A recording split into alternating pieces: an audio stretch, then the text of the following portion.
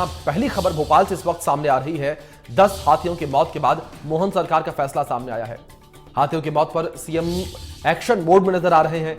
CM doctor Mohan Yadav ने बैठक ली है और बैठक में सीएम के सख्त निर्देश सामने आए हैं। 2 अधिकारियों को सस्पेंड कर दिया गया है इस खबर के सामने आने के बाद, और लापरवाही के चलते सीएम ने फील्ड डायरेक्टर को सस्पेंड किया है और प्रभारी एसीएफ को भी सस्पेंड किया गया है। राज्य स्तरीय हाथी टास्क फोर्स का गठन किया गया। वन क्षेत्र में निगरानी की कमी के लिए फील्ड डायरेक्टर और प्रभारी एसीएफ का निलंबन किया गया है। हाथी मानव सहअस्तित्व सुनिश्चित करने के लिए हाथी मित्र बनेंगे। जिन जिलों में वन क्षेत्रों में हाथी अधिक है वहां पर जन जागरूकता अभियान भी चलेगा। फसलों को बचाने के लिए सोलर फेंसिंग की व्यवस्था की जाएगी और केंद्र सरकार का सहयोग लेने की बात भी कही गई है। राज्यों की बेस्ट प्रैक्टिसेस अपनाएंगे। जानहानि प्रकरण में 8 लाख से बढ़ाकर 25 लाख रुपए देने का भी निर्णय लिया गया है। किसानों को कृषि के अलावा वैकल्पिक कार्यों से भी जोड़ने के प्रयास किए जाएंगे।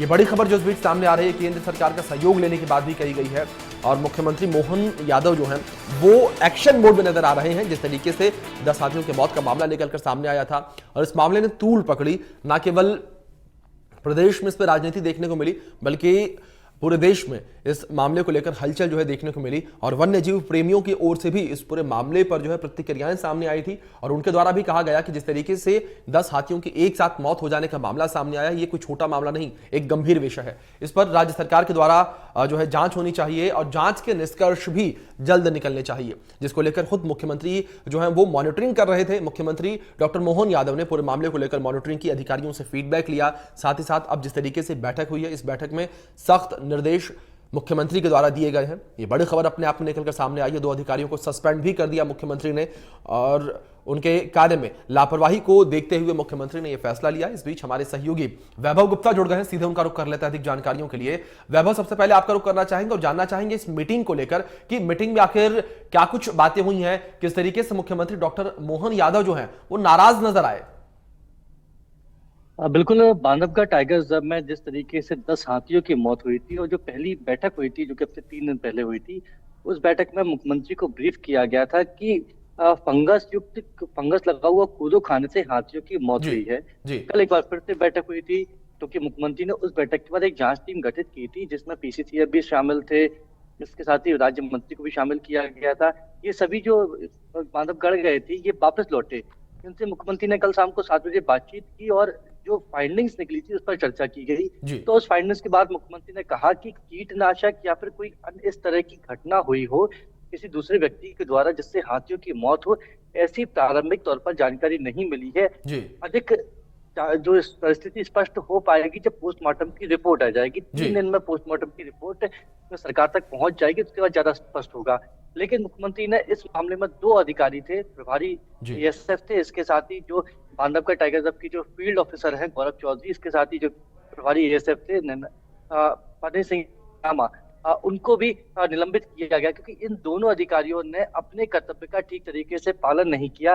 गौरव चौधरी हालांकि अवकाश पर थे, लेकिन जब उनको जानकारी मिल गई थी कि हाथियों की मौत हुई तो उसका उन्होंने अपना मोबाइल बंद कर लिया, वापस भी नहीं लौटे, अधिकारियों को जानकारी नहीं थी। फतेह सिंह नामा की हम बात करें तो जब उनको जानकारी मिली कि हाथियों की मौत हो गई तो उनको जो कार्रवाई करनी थी उस कार्रवाई को उन्होंने अपने जूनियर्स पर छोड़ दिया। जो सीनियर अधिकारी होते हैं उन्हें भी ठीक तरीके से ब्रीफ नहीं किया गया, जिसके चलते इन दोनों अधिकारियों को निलंबित कर दिया गया है।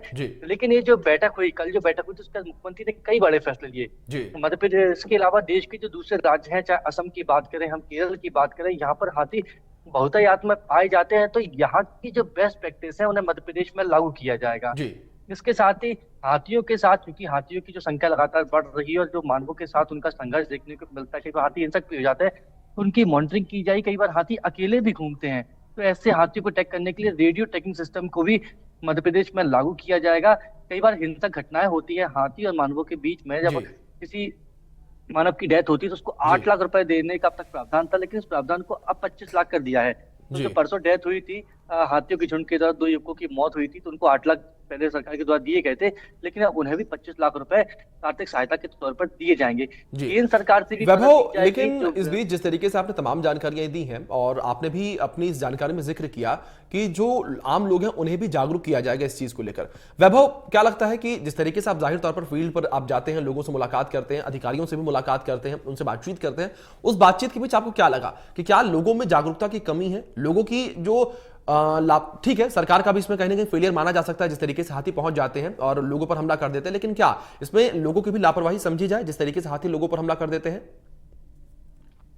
अभी कुछ भी कहना बहुत जल्दबाजी जी होगी, क्योंकि जिस तरीके से हम जी बात कर जी रहे हैं 10 हाथियों की मौत का, जो जानकारी मिली थी कि फंगस युक्त कोदो खाने से हाथियों की मौत हुई है, लेकिन जो जांच रिपोर्ट आई है उसमें स्पष्ट तौर पर ये जानकारी मिली है कि कोई कीटनाशक का उपयोग नहीं किया गया था। जी दूसरी कोई घटना नहीं हुई जिसके चलते हाथियों की मौत हुई। और जिस तरीके से हिंसा की हम बात कर रहे हैं, दरअसल 13 हाथी थे, जी 13 में से 10 हाथियों की डेथ हुई, उसमें से 9 मादा हाथी थी, एक नर हाथी था। जो 3 जी हाथी बचे थे उनमें से 2 मादा थी और बिल्कुल एक नर वैभव, थे। जिस तरीके से ये जांच पूरे मामले को लेकर चली, जिस तरीके से रिपोर्ट सामने आई, अब देखना यह भी होगा कि जो निष्कर्ष है वो क्या कुछ निकल कर सामने आता है। फिलहाल वैभव, बहुत शुक्रिया आपका जुड़ने के लिए और इन तमाम जानकारियों के लिए भी जो आपने हम तक, हमारे दर्शकों तक ये जानकारियां पहुंचाई। पिछले दिनों जो हमारे फॉरेस्ट एरिया में 10 हाथियों के अलग अलग दिन मृत्यु के जो समाचार आए थे वो बड़े दर्दनाक थे। शासन ने पूरी गंभीरता के साथ इसमें अपने वन मंत्री श्रीमान दिलीप अहिरवार जी और वरिष्ठ अधिकारियों को भेजा था। उनसे प्रारंभिक जो रिपोर्ट प्राप्त हुई है उसमें अभी तक की जानकारी में कोई अलग से कीटनाशक या कोई ऐसी घटना जिसमें कोई दूसरा पक्ष इन्वॉल्व हो अभी तक तो नहीं आई है, लेकिन पोस्टमार्टम की रिपोर्ट है वो अभी 2-3 दिन में आना बाकी है। प्रारंभिक रिपोर्ट के आधार पर जो हमने पाया गया है कि फील्ड डायरेक्टर की निगरानी में ये हाथियों का दल आया। यद्यपि ये बात भी सही है कि ये हाथियों का बड़े दल के रूप में आना 2-3 साल में बड़ा एक हमारे लिए एक नया प्रयोग भी है, नया अनुभव भी है। अभी ये बड़ी संख्या में हाथियों का आना और ख़ास करके सीधी उमरिया इस जिलों में बड़ी पैमाने पर इनकी अपनी मौजूदगी दिख रही है। ऐसे में हमारे सभी डायरेक्टर या फील्ड के अफसरों को सतर्क और सजग रहने की ज़रूरत है। इतनी बड़ी घटना होने के बावजूद भी फील्ड डायरेक्टर छुट्टी से वापस से न आना और उसके मौजूदगी में भी पहले से जब दल आए थे तो उनकी आवश्यक चिंता उसकी जो की जाना चाहिए थी उसकी लापरवाही मानी गई। इसलिए फील्ड डायरेक्टर को हमने इस घटना में फ़ोन बंद करना, छुट्टी से न लौटना, ऐसे कई कारण से उनको सस्पेंड किया है। साथ ही साथ प्रभारी SCF फतेह सिंह निनामा को भी इस लापरवाही में सस्पेंड किया है। ये बात भी सही कि हाथी के लिए हमारे जो बांधवगढ़ और बाकी जितने भी रिजर्व फॉरेस्ट हैं वो बड़े आकर्षक स्थिति में है, क्योंकि हमारा जो अंदर का प्रबंधन बहुत उत्तम प्रकार का है। इसलिए अब हाथियों के दल ने जाना बंद कर दिया। पहले वो छत्तीसगढ़ से अन्य राज्यों से आते और चले जाते थे, लेकिन अभी मान के चल रहे हैं कि यहाँ बड़े पैमाने पर हाथियों ने डेरा डाला है जो मध्य प्रदेश की बाकी फॉरेस्ट की गतिविधि का एक हिस्सा बन गए। ऐसे में स्वाभाविक रूप से हमको इनका स्थायी प्रबंधन के लिए विभाग शासन के स्तर पर ये निर्णय कर रहा है कि हमारे लिए हाथी टास्क फोर्स बना करके इनके हमारे बाकी वन्य प्राणियों के साथ उनको कैसे क्या क्या करना चाहिए, कैसे कैसे सावधानी रखना चाहिए, इसलिए एक दीर्घकालीन योजना बनाने